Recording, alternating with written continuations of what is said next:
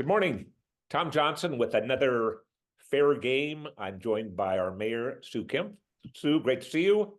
Great to see you, Tom.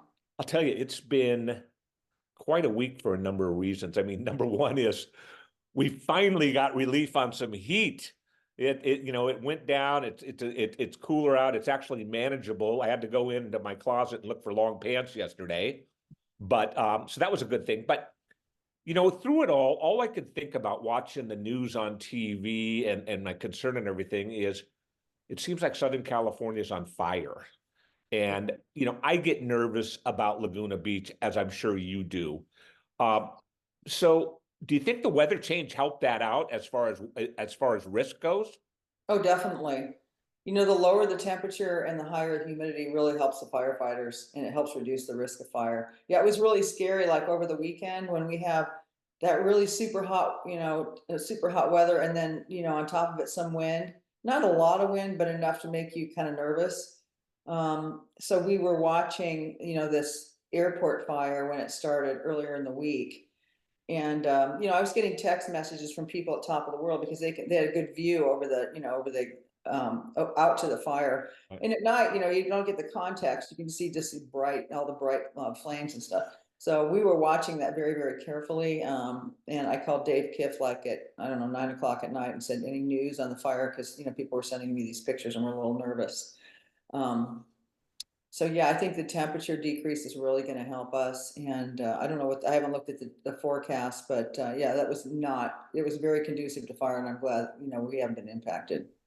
So as the leader in Laguna Beach, and you're thinking about the fire damage and everything. I mean, I'm sure there's spots of more concern than others. What does the city do as a whole to kind of keep an eye on things when you realize that that's happening, number one, and then number two, as we find out one of them is an arsonist potentially, and Hmm. Hmm. those are hard to overcome. So what do you do as a leader? Well, for one thing, during this last week, we had our police monitoring the fire roads in the canyons. So we have to really start paying really close attention, make sure people aren't doing anything they shouldn't be doing out there. So that's number one. But as a as a council, particularly me as mayor, you get really, really concerned about these things because even though we have all of our preparation in place, like for example, we did a tabletop exercise on Tuesday at the city. So it was led by our city manager, Dave Kiff, and he had all the departments there, police, fire, marine safety was there, the public works team, communications team.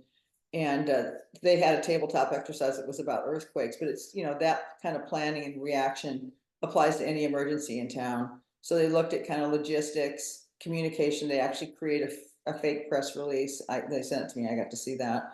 And then they did like best practices, good, bad. How do we do on our, tabletop? It was a 5-hour exercise, pretty thorough. And those people, I was in there for part of it, and they're very serious about it, and they're very, very organized. I was impressed. And we do a few of these a year. So, that's one good thing that we can do to prepare. I remember when I was mayor last time in 2022, we had the Emerald Fire in February and we had the Coastal Fire in May. And both times we had to open up the EOC. And because we'd been doing these practice runs, we opened it really quickly within like 5 minutes. It's So, very interesting because when Dave Kiff was running Newport Beach, he actually invited me into the EOC during one of these exercises. And it's not just a place, and correct me if I'm wrong, it's not just a place where, oh, okay, we're going to go into the EOC. You have to be prepared to do business in something like that for an extended period of time. So there's a lot of other elements to just having computer hookups in a place and being safe and being able to talk to each other. What are some of the things that you realize go into that? well, really it's all about communication, right? What resources are needed where, and what do they need to be doing? What other agencies do we need to get involved? Like, for example, if we wanted to get, good traffic through on Coast Highway, we'd call Dana Point and have them synchronize the lights, and we'd have, Newport synchronized the lights. We'd be talking to Caltrans for our portion of Coast Highway.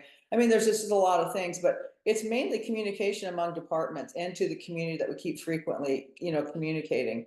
I think the internal workings of the city, the people that are participating in those drills know our city very, very well. And we have the resources that we need, but I think it's just, repetition, that we do these often. And that we just make sure that what we've worked on recently, we are doing better on everything that we kind of put in place, and we do some analysis on what we need to do better in the future, and anything that the council needs to fund or think about, that those things come forward to us. But I think, as a whole, because we've had fires here, because we've had, excessive flooding on a few occasions, we're maybe more prepared than most cities. Plus we have our 2019 wildfire mitigation and fire safety plan, where we've done, $21 million worth of just work to Right. prevent fires and to help respond. Well, I commend the council and the public safety and everything for doing that. I mean, those are the kind of things that it's nice to do before it happens rather than be reactive to it afterwards. Right. Okay, so we have the fires. Hopefully, with the weather changes and the cool down, our firefighters and such can get things controlled. How did Laguna Beach get engaged in any of the fires, if they did? Right. So for the airport fire, which is the one that's still going, the one that that's most proximate to us, we have a battalion chief over there, so they're kind of helping out. And then we sent a truck to San Bernardino for the line fire. So this is how mutual aid works. And the rest of the resources we just held back because that airport fire was, close enough to us, so we have to keep our resources here. But there's often times where we'll send a truck with 3 people on it, mutual aid to, Northern California. But in this case, we did very minimal mutual aid because we need to protect our own town. Mutual aid works really well. People always are surprised when we had the coastal fire. I live not too far from where it burned up in Niguel, and I was up on the ridge watching that, and I saw all these mutual aid trucks coming up the hill from all these different cities, and fixed wing helicopters and stuff. So it's impressive. What you don't want to have is multiple fires going on at the same time, in your area, because that does, then you have a resource problem. That's why we are very careful about when we farm out our resources. I was actually in a vehicle one time during a fire season like this, where everything seemed to be on fire. And I was riding to Los Angeles with a fire chief, a now retired fire chief from another city. And he actually had a separate communication device in his car that fire chiefs from Southern California logged in. It's kind of an extension of what you're doing with EOC, is just ultimate communication, so everybody gets their arms around things. So good for you to take those positive steps. Last thing, when all of this stuff's kind of happening, when you see fires, not just one fire, you see 3 big fires. We've had a number of earthquakes in recent days and everything like that. It can't be good for the talks we're having on insurance either. Is that something that that comes up, or do you hear from the insurance people about that? Well, we did have that insurance form. I think I talked about that a couple weeks ago. We had it sit down, it was packed. People are, that's the number one thing, because we are a high risk community. There's no mystery about that. And I do think that the insurance commissioner and the insurance companies are appreciative of the work we've done for the city as a whole in terms of, fire mitigation. But it's going to come down to now, how people work to protect their own homes. And that's part of the deal. Everybody has a part in this, and the insurance companies are going to be doing that catastrophic modeling, so they can look down at your house and kind of see, like, well, how much defensible space do you have? And are your neighbors doing the same? And so it's just, I think, we want the insurers to come back into the marketplace. And I think the insurance commissioner will know much more by the end of the year, but I think that is going to happen. And I also think in some of these high risk areas, people will probably get more favorable rates if they abide by this, safe communities thing, where they and their neighbors kind of make sure you have defensible space around your homes. Right. This is not a problem that's going to go away.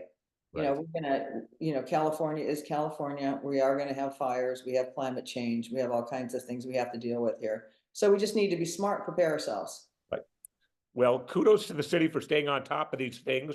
I thank you very much for taking your time again to sit down and talk this morning. And we wish everybody stay safe. Yep. Talk to you next week. Thanks, Tom.